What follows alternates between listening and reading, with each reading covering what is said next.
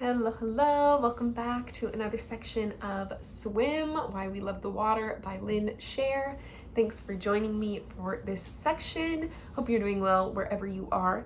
I think this is part 7, and it's starting to get close to the end of this book. So if you're liking it, give me a thumb and subscribe so you can catch the rest, and also subscribe so you can catch our next book with us. If you have any burning requests for a fiction book, let me know. However, at this time, I really think I'm gonna just try to get through something on my shelf because I'm gonna be moving in the next few months, so I need to kind of get through some things. But anyway, today we are starting on page 140 in the hardcover copy. We're still in the section, the chapter 7, Streamlines, talking about swim attire, and we'll get into that. But first, this talking about the bathing machine, page 140.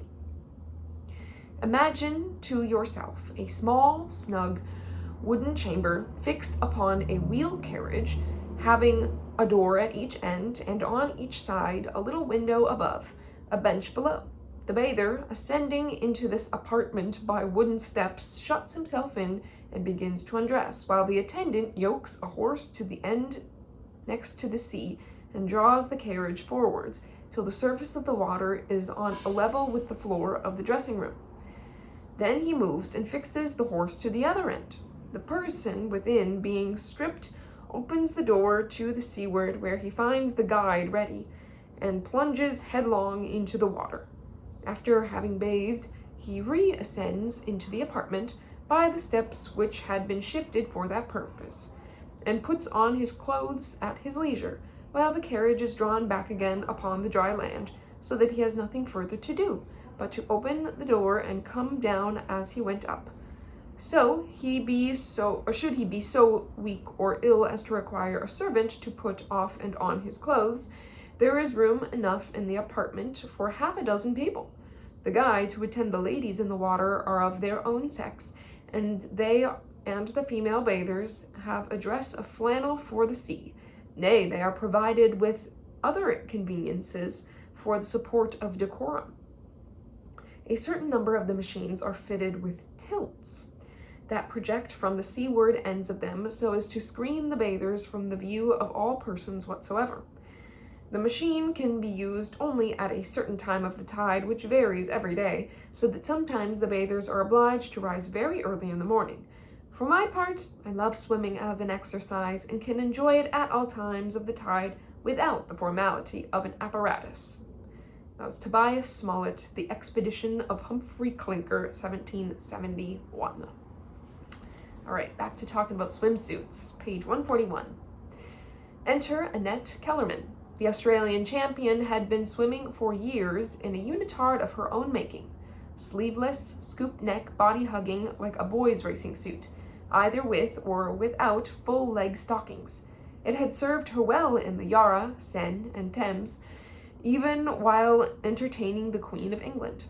Now in America, where she'd been invited to add her mermaid act to a number of amusement parks and vaudeville shows, she took one look at the beaches and gasped. How could these women swim with shoes, stockings, bloomers, skirts, overdresses with puffed sleeves, sailors' collars, in some cases even tightly fitted corsets? But then nobody really went swimming. Everybody waded in and out and then just bobbed up and down. The popular story, based entirely on her own account, is that she showed up at Revere Beach near Boston in 1908 and decided to go for a swim. Her bare legs immediately got the attention of a policeman who took her to court. Her often repeated defense, "I can't swim wearing more stuff than you hang on a clothesline," swayed the judge, who released her to swim a 3-mile exercise run in Boston Harbor. While the story doesn't show up in any newspaper accounts or court documents, the result is legitimate history. Annette Kellerman changed forever the way women thought about dressing for and dealing with the water. That part can be easily tracked in America's dailies. The newspapers loved it. Any photo of a woman in a bathing suit was the kind of legal voyeurism that safely made the front page. Still does. Picture of Annette Kellerman and her perfect form. So it's not like she's not wearing a lot there. She is wearing quite the outfit. Page 142. Kellerman says she appeased the law by agreeing to be wrapped in a robe when she was not swimming or performing. She also added tights to her knees, then tied a flimsy swatch of fabric around her waist to give the illusion she was fully dressed. Kellerman was very good at illusion. She went on to a stupendous career in vaudeville, then Hollywood, and was even named the perfect woman by a Harvard professor who decided her measurements most closely resembled those of the Venus de Milo. Her act was occasionally scandalous, often cheeky. "What we are selling here is backsides," explained the showman, who added multiple mirrors to her swimming tank, "and 100 backsides are better than one." But it showed women what they too could do. And in an era when the police prowled the beaches with tape measures to make sure not an inch of extra epidermis was exposed, her suit started a revolution. In time, hemlines receded, liberating limbs, necks, and navels to the sun. Taboos were lifted. New lightweight fabrics were invented, and 8 yards of heavy wool that shrouded women's curves shriveled to a single swath of body-hugging synthetic smoothness that flaunted them. As sports writer Paul Gallico wrote of Annette Kellerman's breakthrough swimsuit, "It made the question of how ladies were put together no longer a matter of vague speculation." Got like a police badge thing that says, notice, ladies on beach must wear bloomers. For a time, suits were gender neutral. Sporty little tank tops attached to thigh-high shorts that looked exactly like the outfits worn by men. I know because I have a yellowing photo of 2 spiffy dress-alikes on a New Jersey beach, my mother and father, looking dashing in those very suits. By the late 1930s, men were allowed to dump the undershirts, and Hollywood culture steered women's suits toward less coverage, more cleavage. Betty Grable took American GIs to war with a come-hither look that forever ended the question of whether a bathing suit could be sexy from the rear. And while the end of World War II meant the end of rationing fabric, designers were in no mood to amplify. They preferred less coverage, more cleavage, and whatever else they could get away with. In 1946, just after the United States had exploded test nuclear weapons on the Pacific atoll called Bikini, Swiss engineer Louis Reard and French couturier Jacques Haim separately sewed up tiny little patches for strategic parts of the female body. There was not a lot of sewing. Someone named the skimpy new suit the bikini, perhaps because of its explosive effect on the planet. When Brigitte Bardot put it on and took it off in the movies, nobody confused it with a Speedo. The inimitable Diana Vreeland, then at Harper's Bazaar, dubbed the bikini the swoon suit, calling it the most important thing since the atom bomb. She later quipped that it revealed everything about a girl except her mother's maiden name. All that exposure took its toll on American women. In the 1960 song Itsy Bitsy Teeny Weeny Yellow Polka Dot Bikini, the first time wearer is so embarrassed she hides in the locker room, then in a towel, then in the water to avoid being seen. The song, however, soared to the top of the pop charts, a sure sign that the suit was here to stay. We've got a picture of, I think, the author's mother, Shirley Sher, on the beach in New Jersey, 1920s. Cute. Another generation of designs with more descriptive names soon followed. The thong, the topless, an industry of innies. Manufacturers added stiff bones for structure, ruffles for fun.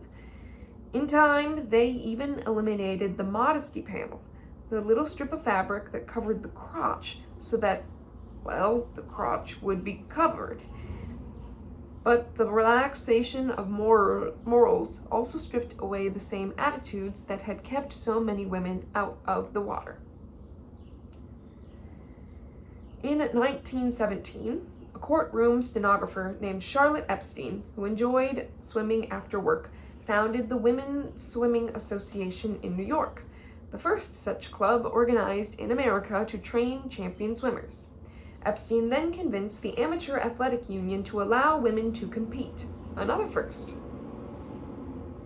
And to make them faster, which meant losing the leggings that had become de rigueur with the Kellerman suit.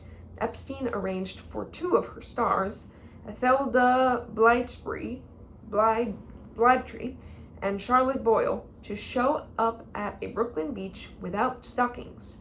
They were, as planned, arrested for nude swimming, but the publicity and public outcry decided the case. The girls were released from jail and from wearing stockings forevermore. Epstein was ingenious. In those years before women got the right to vote, she also arranged suffrage swims to raise money for the cause. And in 1920, she helped negotiate the participation of America's first female swimmers in the Olympic Games, 8 years after the USOC allowed them in.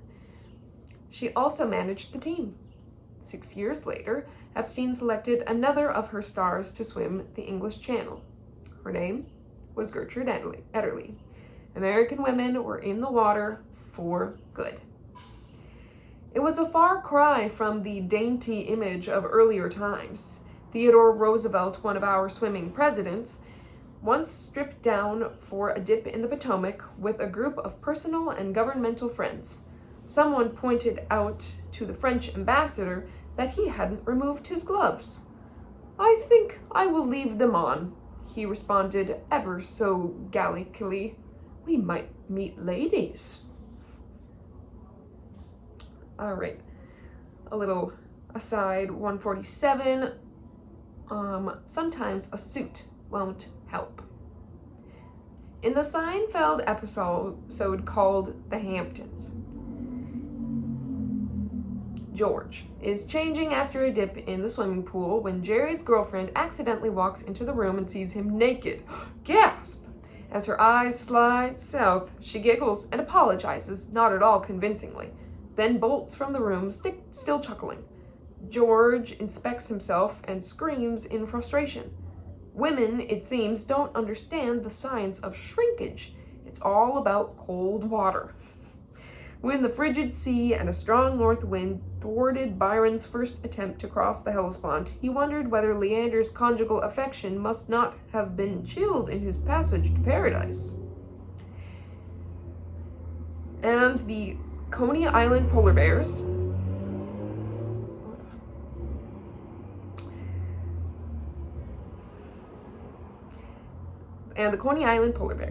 have been known to chant this before they hit the icy Atlantic. Shrinkage comes and shrinkage goes, Monday morning, no one knows. They were not quoting Byron. Ha ha ha. Right, after the page break on page 146. What you wear in the water depends on your needs, but everyone definitely needs goggles. Largely unknown until the 1970s, Olympians weren't even allowed to wear them until 1976. They have revolutionized swimmers' wardrobes, the way seat belts have changed the way we ride in automobiles. You just don't go in without them. Racers prefer tiny, hard plastic lenses strapped as close to the face as possible. Racers also suffer more silently than the rest of us. One former freestyler tells me she just lived with the pain when the tight pair that fit into her eye socket left a calcium deposit in her brow line. Think migraine. I spent years seeking the perfect pair of goggles. Some leaked, some made me feel penned in. They all hurt and left deep rings around my eyes. I thought I'd figured it out with a comfy brand that rested gently on foam, but they only fit erratically. I have finally found true goggle contentment with a slightly larger style. from Aquasphere that allows me a more panoramic view and doesn't leave me looking like a raccoon. Fins are shorter than flippers and can be very useful to strengthen the legs. And then there is music, or whatever else you'd like to hear. Recently, in the interest of multitasking, I purchased a waterproof case for my smallest iPod and plugged into a series of audiobooks while lapping back and forth in the pool. The listening was fine. I chose mostly novels about ancient history to keep me above the daily grind. But the earplugs never quite fit right, and the wires connected to the case on my upper arm shattered the illusion of myself as mermaid. I decided to abandon it until I ran out of things to think about. Speaking of which, I've solved the problem of keeping track of my laps. Frustratingly elusive when you're dreaming big dreams, with a nifty little finger ring called the Sport Count Chrono 100. You thumb down a button when you hit the wall, and it tallies your lengths and minutes electronically. It is endlessly practical. Some Buddhists and Hare Krishnas count their prayers with them, says Bernard Fitzmaurice, a practicing dentist from Washington, D.C., who invented the gadget when he kept forgetting what lap he was on. We also get notes about women timing their contractions when they're in labor. And there's a bungee club that ordered a bunch to see how long each bounce lasts. But for all the new tools to make our inner swimmer more comfortable, no one has figured out hair. Chlorine strips its color and luster. Latex crushes the follicles and makes you look downright ugly. Is there no hope for swim caps? You'd think that a nation that got us to the moon, etc., you'd think they could actually make one that's attractive. You would be wrong. The problem is, caps are not designed to keep your hair dry. They're about keeping hair out of the drains of pools and about keeping you streamlined. For guys, too. That they make us look like the pin-headed taste buds from the old TV commercials is just plain dumb. Surely there are better solutions. Esther Williams made it look easy with a smile that never melted and hair that never wavered in the waves. But her arrangements are impractical. She wore special cream makeup topped with powder set in a shower. Her hair was slathered with a concoction of warm baby oil and Vaseline that looked suitable for lubricating cars. Then woven into braids topped by artificial braids pinned up to stay put. By the time I came out of hair and makeup, she writes, I was waterproof as a mallard. For many African American women, hair has been the showstopper. A lot of Black people raised the way I was, in cities, which is most of us, don't like the water, says Josie, the swimming protagonist in Martha Southgate's novel, The Taste of Salt. The reasons: hair, money, time, lack of opportunity, mostly hair.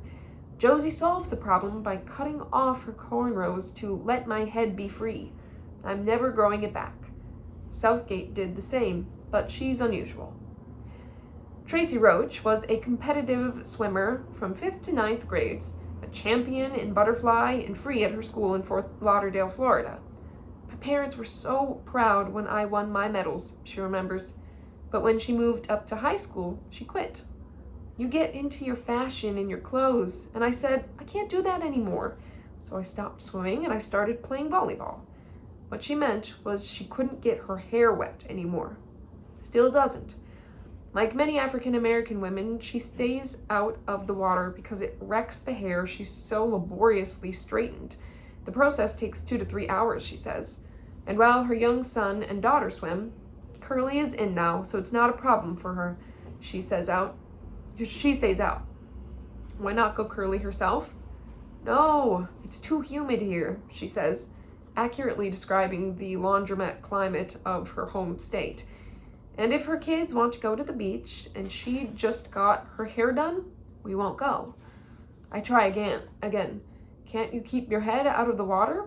It won't work because then you start liking it and then you go under. For Tracy Roach, commission assistant in the city of Fort Lauderdale, swimming still tugs at her heart. I love the water, I really do, she says, reflecting. It's refreshing, relaxing, you're at peace. If I could swim every day and not have to worry about my hair, that would be a real big moneymaker. All right, I've got a picture, a sketch really, on page 150, Anna Baldwin's 1922 patent for a bathing cap with a double seal and flap to effectively exclude moisture. No known products like it exist. So just a little design of a swim cap. It's true they don't keep the water out very well. But that is the end of chapter 7. All right, picking up on page 151 with chapter 8, Sink or Swim. Or laugh. You're going to swim across a body of water where someone drowned? That's what this is about? A friend back home, not someone steeped in Greek mythology, is asking. And I'm tempted to throw up my hands and conclude that some people just don't get it. Then I realize that it's a very smart question. Why did Leander drown in the Hellespont? He was, after all, a capable swimmer who, as Ovid imagined him, confidently stroked his way to hero night after night, despite the distance. Then, both my arms growing weary at the shoulder, I raised myself strongly high above the waves, and sudden strength returned to my weary arms, and the waves seemed calmer to me. Love aids me, warming my eager heart. I am more vigorous, and the shore comes nearer. Until it didn't. Some interpret Leander's death as a sign from the gods, a cautionary tale for humans not to upset the cosmic order, not to offend divine authority. Or perhaps it's just the peril of forbidden romance, fated from the start to end badly. Others see it as the conflict of the continents, the ongoing struggle between East and West. And then there's the fellow from our Curacao swim camp who, on hearing the story, concludes with 21st century moxie that the meaning is clear. Don't swim at night. And certainly not alone. Excellent advice, which I am happily following on this golden afternoon in a sea full of swimmers, mindful that the tranquil channel we are traversing has the power to turn violent in a New York swimmer's minute. Anybody that's not afraid of the water is a fool. Ernie Burgess is telling me, you've got to have a lot of respect for it. You've got to know how easy it is to drown. Burgess has been a lobsterman in Maine for 58 of his 68 years. Lobster boy at first, I guess. I've asked him why so many people whose livelihood is fished out of the sea don't know how to swim. It's true, he goes on, bemused by a question he says he's never considered, but I have no idea why, whether it's a fatalistic attitude or because they didn't learn when they were little kids or what. He chuckles, not at the serious subject, but at the way of life for a third-generation lobsterman. Well, I can swim. Not very well, but I can probably keep myself afloat for 3 or 4 minutes, and that's about all you've got anyway. He means because the water's so cold. A number of his friends have drowned, and he's pulled 7 people out himself. But Burgess, who spends all day on the water running 800 lobster traps in and around Chebege Island, doesn't swim for fun. Even in the summer when it warms up, you won't find the lobstermen of Maine practicing their breaststroke. We spend so much time trying to stay out of the water, that's the last thing you think about, he says. 'Cause if you're getting in, chances are the circumstances aren't gonna be too rosy. In 2008, accidental drownings took the lives of 4,058 people in the United States, more than 10 a day. The highest rates were among children from ages 1 to 4. African Americans from 5 to 14 were particularly vulnerable.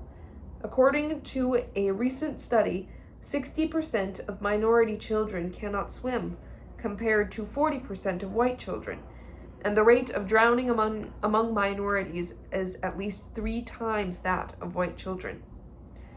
Olympian Cullen Jones, who won 2 gold medals in Beijing, nearly drowned as a child, a terrifying experience at a water park where he was submerged for about a minute. Learning to swim changed his life. Today, he tours the country for Make a Splash, the organization started by the USA Swimming Foundation to get more minority children past cultural stereotyping and into the water. On the day I meet up with Jones at an elementary school in Manhattan's Greenwich Village, he plays to the crowd of eager faces by asking what they think of a Speedo bathing suit. "Tighty whities," answers one youngster, giggling. Then Jones slips off his shiny black sneakers and tells the kids he got them for free. "Swimming got me shoes," he says. "Whatever works." We've got a picture of Cullen Jones makes a splash in Shreveport, Louisiana, teaching some kids how to swim, perhaps.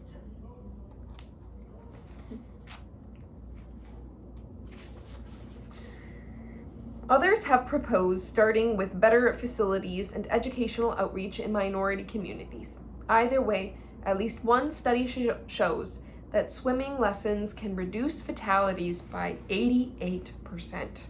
In some countries, like Holland, where the canals weave through every city, swimming is mandatory for children.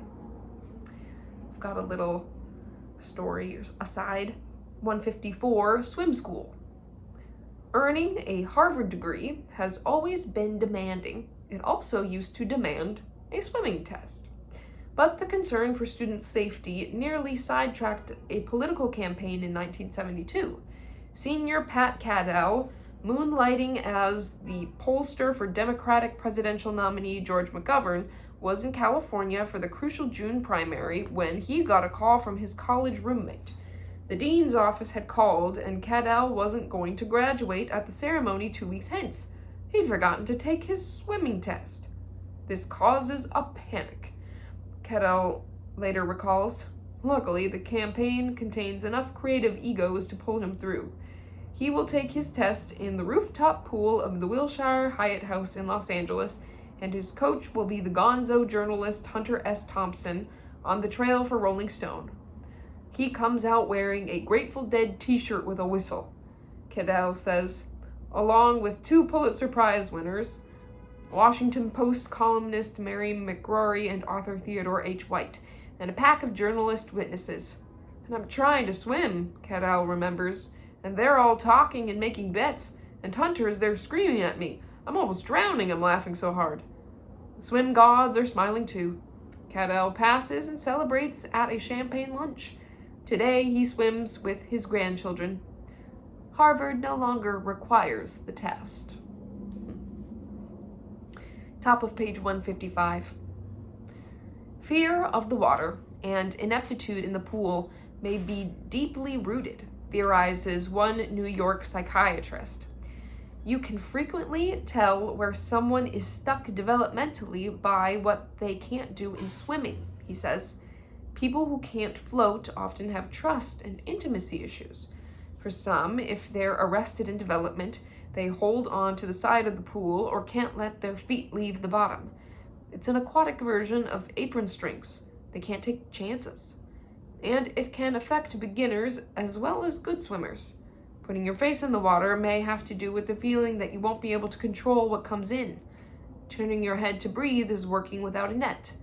It's all the same fear, that a rug will be pulled out from underneath you. The poet Shelley never did learn and drowned at sea, but lessons aren't the only solution. You can drown in a bathtub. You can get in over your head. Bad things can happen to good swimmers. 8 years after his triumph at the English Channel, Matthew Webb found himself in financial difficulties and, in a desperate attempt at publicity, announced that he would swim the treacherous Niagara River just below the falls. He was last seen swirling through its rapids just ahead of the churning whirlpool. His body was found 4 days later, crushed by the weight of the water. And it's not just turbulence. Former Texas coach George Block worries about water quality and temperature in the rapidly mushrooming open water races around the world. Suddenly, kids who are world-class athletes were sick all the time, and that just scared me to death, he explains. Especially the age group I was coaching, we were talking minor females of reproductive age and exposing them to I don't know what in the way of chemical or biological contaminants. So I feel like we should take a time out from open water races until we deal with these issues. But there's money and Olympic medals and national prestige at stake. He mentions Dubai, where the widely respected marathoner Fran Crippen died during a race in 2010. The issue there was the water was too hot. Now that's easily measured. I'm worried about other places where you can't measure it, and the long-term effects we don't know about yet. Responsible race organizers like Morty Berger of NYC Swim carefully monitor everything from the tides to the temperatures to the amount of flotsam and jetsam along swimmers' routes. Hypothermia gets laser-like attention. I watch him order one swimmer pulled out of the 68-degree water during a particularly difficult race and then ask how he recognized the problem. Berger enumerates the classic symptoms. His lips were purple, his skin was pale, his stroke rate was down, and he didn't know where he was. The swimmer was treated immediately and recovered. Just gonna get a sip of my drink. Middle of page 156 with the new paragraph or section. Understanding water and its potential for destruction has only been a priority in the last century and a half. Drowning was a horrific public health issue in the early days of travel by sea. From 1855 to 1875, shipwrecks took the lives of more than 33,000 souls off the coast of England. In the United States, some 9,000 people a year were drowning. During one hot July week in 1875, there were 14 deaths by drowning in a single city, New York. Newspaper editorials called for better supervision and public lessons. Until the art of swimming becomes more generally practiced, wrote the New York Times, deaths by drowning will be numerous. We do not think it's an exaggeration to say that the majority of people cannot swim. Ralph Thomas, the aquaphile bibliographer, for whom swimming was right up there with breathing, praised the suggestion by Australian Charles Steedman that coroners' verdicts of drowning victims should be changed to death caused by a most important feature in the physical education of the victim having been completely ignored, namely the art of swimming. Perhaps a better one that there should be a law compelling all persons saved from drowning who are unable to swim to pay a tithe of their property to their rescuers. Two particularly dreadful shipwrecks finally motivated public officials. In 1878, the SS Princess Alice, a paddle steamer running excursion tours on London's Thames, was rammed by a coal ship and split in half. More than 650 people died, many poisoned by the foul sewage in the river. Of the 339 women aboard, only one survived. In 1904, a fire from the forward section ignited the wooden decks of the General Slocum, a passenger steamboat, sending it to the bottom of New York's East River. It was, until September 11, 2001, the deadliest disaster in the city's history. 1,021 people died, including hundreds of women whose voluminous skirts and petticoats prevented them from swimming to the nearby shore. Together, those accidents, murders, some call them, led to a number of reforms, including shipboard regulations,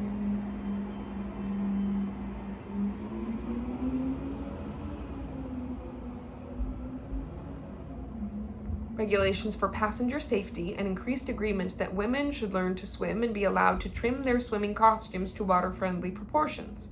There was also, for the first time, public agreement on the need for proper life-saving techniques. The hardest part of a rescue is keeping them afloat, John Ryan Sr. explains. So our golden rule on the beach is, If you see somebody in trouble and there's no lifeguard around, call 911 and get them a flotation device. We can be there in 5 minutes. Ryan is telling me about the junior lifeguard program in East Hampton, New York. A summer set of classes and drills for youngsters that reflects more than 100 years of leadership by the American Red Cross and other organizations dedicated to water safety. Today, there are programs like it on beaches across the United States, teaching the skills to make ocean swimming efficient and secure. More than 250 youngsters from 9 to 14 are enrolled in this session, both local residents and renters, city folk, Ryan calls them. It fills, Ryan says, a critical need. I believe that between 40 and 50% of the school-age population cannot swim, and they cannot tread water for 5 minutes at the deep end of the pool. Yet, they will go into the ocean with a boogie board, and that's dangerous. It is a shocking number, made more astounding when you consider the geography. The town of East Hampton, a resort and residential community on the very eastern end of New York's Long Island, occupies a chunk of land and beach that narrows to just half a mile at high tide. Parts of it are tony indeed, others not so much. All of it is surrounded on 3 sides by water, the Atlantic Ocean, the bays that lead to Long Island Sound, and the sound that straddles both. It's just a finger of land in the sea that has claimed its share of lives over the years. Not knowing how to swim here is like not knowing how to drive at the Indy 500.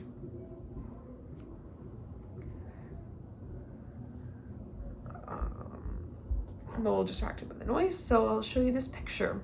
To rescue the drowning, we've got some steps. Row, throw, go, tow, from the American National Red Cross.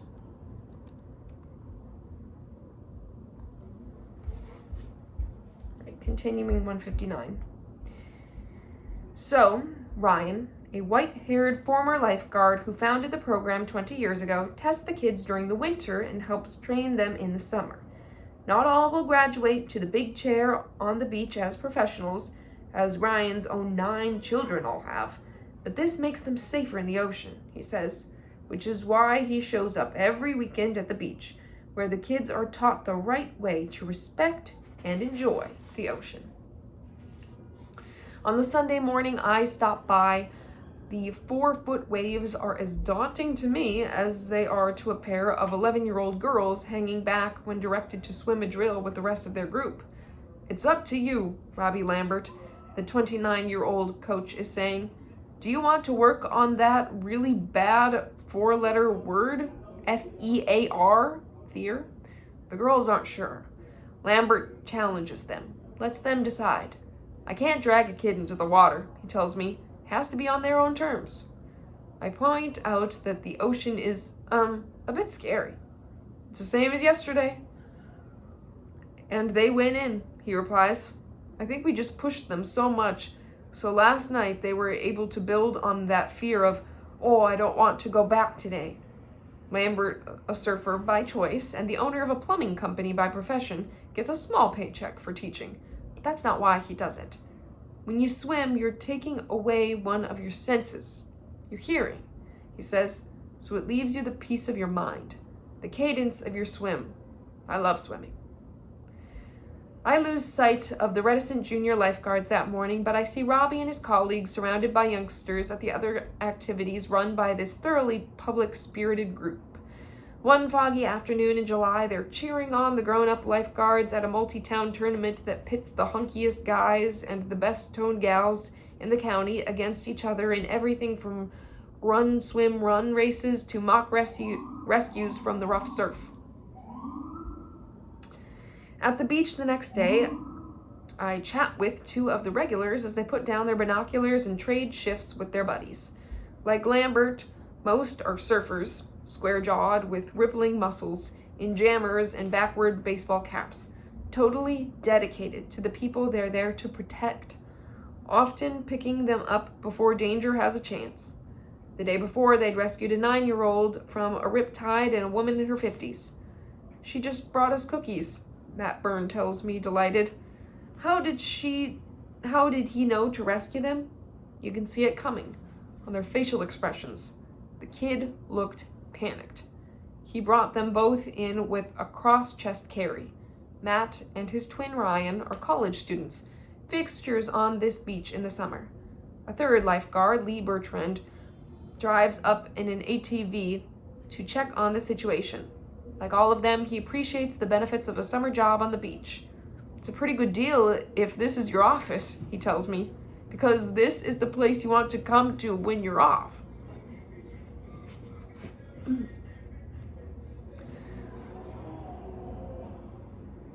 Lucky for us, they're not off much.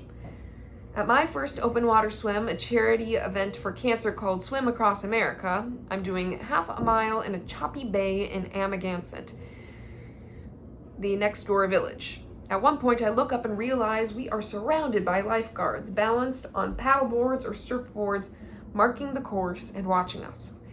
There are as many of you as there are of us, I remark to one hunky protector. That's the way it should be, he says.